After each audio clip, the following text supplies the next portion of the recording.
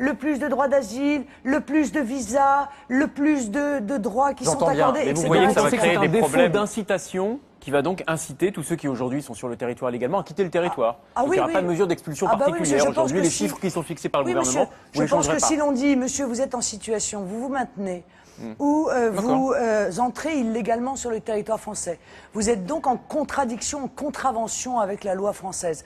Par conséquent, vous ne pouvez pas être régularisé parce que vous êtes en contradiction avec la loi française. Vous n'aurez plus l'accès aux soins gratuits à 100%, sauf évidemment si vous êtes en situation de danger pour votre vie, bien sûr, parce que nous ne sommes pas des monstres inhumains. Nous ne scolariserons pas vos enfants, parce que cette scolarisation représente un coût qui est considérable et vous êtes en situation illégale sur notre territoire. Vous n'obtiendrez pas toute une série d'aides auxquelles vous accédez aujourd'hui. Bien, je crois que la France ne sera plus un pays attractif pour les clandestins. Et moi, je suis allée à Lampedusa, souvenez-vous. Et je les avais rencontrés, ces clandestins. Ils avaient entre 20 et 30 ans. On voyait bien d'ailleurs que c'était une immigration économique. Et ils voulaient tous venir en France, à 90%. Parce qu'évidemment, dans leur esprit, la France est effectivement le pays le plus généreux. Eh bien, il faut dire demain que nous n'avons plus les moyens de cette générosité. Vous rétablissez les charters pour ceux que vous souhaitez reconduire à la frontière? Vous avez une autre proposition à...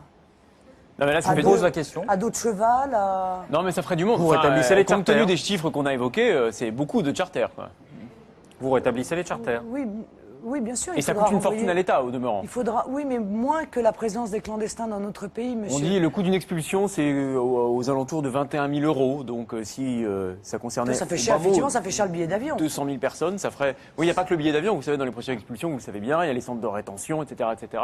Oui. Donc on serait à 4 ou 5 milliards. Monsieur, mais je pense que c'est un... Vous l'assumerez. Je pense que c'est incontournable. Très bien. Je pense qu'il y a des dépenses qui sont incontournables. Et ce sont des dépenses pour des économies. Parce que la réalité, c'est que l'immigration clandestine pèse sur nos finances et contribue évidemment à nos déficits. Et par conséquent, si on ne règle pas ce problème et qu'on ne le règle pas fermement mais humainement, eh bien à ce moment-là, on fait comme M. Guénaud, on dit on peut rien faire. Et alors en termes d'immigration, on peut rien faire, en termes d'insécurité, on peut rien faire, en termes de traité, on peut rien faire, en termes de vous pose la rien faire. question, Donc, vous on avez se pose la répondu. question de savoir pourquoi il y a autant de candidats à la présidentielle si tout le monde pense qu'il n'y a On rien vous à a posé faire la en question, toutes vous avez circonstances. répondu. Fabien, une dernière séquence que vous avez à nous montrer sur les alliances. Oui, absolument, parce qu'on sait que vous êtes totalement hostile, en tout cas vous l'avez dit à plusieurs reprises, à toute alliance avec l'UMP. En même temps, il faudra peut-être se poser la question un jour d'une recomposition de la droite, au sein de laquelle j'imagine que vous souhaitez jouer un rôle. Parce qu'on a posé la question à ceux qui vous soutiennent, aux militants du Front National. On est allé à Lille dimanche, c'est Guillaume Darret qui a posé la question de savoir, mais finalement, est-ce que le Front National peut travailler avec la droite classique, l'UMP? Écoutez ce qu'ils nous ont répondu. Il y a quand même beaucoup plus de similitudes entre la droite de Marine Le Pen, enfin, le Front de droite, et la droite de M. Sarkozy quand même. Est-ce que vous pensez que le Front National doit discuter avec les autres partis pour recomposer? Qu'est-ce que vous en pensez, vous? Moi, je pense que oui. Il faudrait que se mettent tous ensemble. De toute façon, c'est la droite. Et de toute façon, les électeurs de Sarkozy, c'est une bonne partie du Front National qui l'ont voté. Pourquoi pas? Il faut faire un rassemblement patriote, mais elle a dit de toute façon qu'elle voulait, après les législatives, créer un grand mouvement et rassembler, mais pour tous les patriotes, qu'ils soient de droite ou de gauche. Ils sont pas si fermés que ça, ces militants qu'on vient d'entendre. Et ils vont voter pour vous, hein, ça, il n'y a pas de doute possible. Donc Non, vous, Ils sont est-ce pas que d'accord dites- avec vous. Voilà. Non mais monsieur Pujadas, je suis pas d'accord avec vous. Non, mais je vous pose Vous la mettez en question. On a l'impression qu'on vous offense Non mais je quand on voulais vous savoir pose juste si vous une mettez en malheureuse question. condition baisser le niveau pour accueillir... Pardon? Monsieur entendu ce que Namias, vous dites. la moitié des gens du Front National aujourd'hui viennent de droite, la Oui. moitié des gens du Front National viennent de gauche. Par conséquent, vous êtes tombé là sur des gens qui peut-être viennent se considèrent de droite, mais il y a énormément d'adhérents du Front National qui se considèrent de gauche. Mais d'ailleurs, à la Et- fin, le dernier militant qu'on a entendu disait de droite comme de gauche. C'est Donc, ça. donc, la réalité, qu'est-ce que je on a veux essayé faire, d'être moi représentatif. Moi, je veux faire un grand rassemblement des patriotes. Et je pense qu'il y a des patriotes autant à droite qu'à gauche. Et j'essaye de leur ouvrir les yeux, et c'est ce que j'essaye de y faire. compris parmi les dirigeants de ces formations-là, Madame Le Pen? Parce qu'il y a les Vous électeurs et savez- puis il y a ceux qui dirigent les formations. Mais Oui, voilà. mais vous savez, les dirigeants sont souvent dans ces formations assez différents de leurs électeurs et de leurs adhérents. Hein. C'est d'ailleurs ce qui a fait le succès de Nicolas Sarkozy, parce que les adhérents du RPR n'étaient pas d'accord avec Jacques Chirac et par conséquent, ils ont élu Nicolas Sarkozy. Mais c'est ce que j'essaie d'expliquer dans mon livre, c'est que on n'est plus dans une fracture droite-gauche. Je crois que c'est une fracture complètement artificielle, encore une fois. La vraie question est peut-être, vous voyez, je vais être d'accord avec Nicolas Sarkozy dans ce qu'il a dit lors de son émission. Il a dit la même chose que moi à l'inverse. C'est-à-dire que j'ai dit, la différence aujourd'hui est entre ceux qui croient à la France et ceux qui n'y croient plus. C'est pas uniquement un mot en l'air.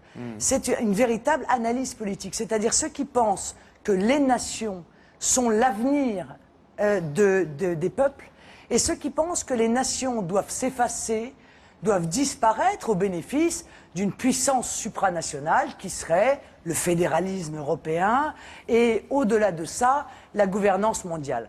Or, Nicolas Sarkozy a dit la même chose lors d'une émission récemment. Il a dit « il n'y a plus de fracture entre la droite et la gauche ».